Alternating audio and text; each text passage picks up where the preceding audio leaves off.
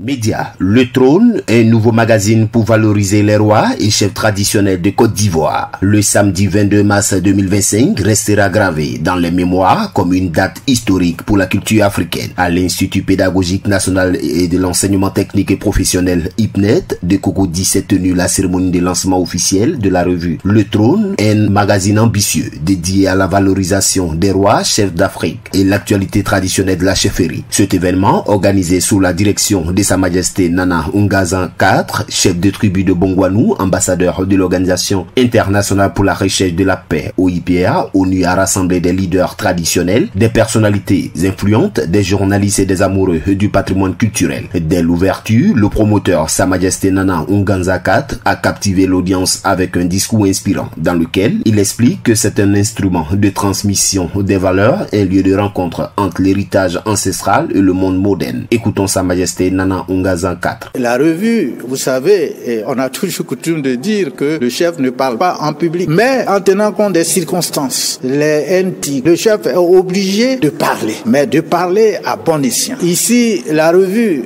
qui est mise sur le marché communicationnel se veut une revue de conseil, de prise de conscience. Et cette revue, à terme, aura pour mission de relater les us et coutumes en Côte d'Ivoire. Pas seulement les us et coutumes haïnis, ou les principes de vie d'autres groupes ethniques. Et vous savez qu'il y en a qui sont négatifs, d'autres sont positifs. Et l'avantage de cette revue est de parler des exemples dans certaines régions de Côte d'Ivoire qui doivent être suivies. Et surtout au niveau de la réconciliation, de la paix. Et c'est ça l'objectif même de cette revue. C'est un creuset où tous les chefs devaient communiquer. La cérémonie a été riche en moments forts, notamment les allocutions vibrantes du rédacteur en chef Adama Doumbia. Ce dernier a souligné l'importance du rôle de la presse dans la sauvegarde des traditions africaines. On écoute Adama Doumbia. Nana Ungazan IV a pris sur lui de créer un journal dévolu aux rois et chefs traditionnels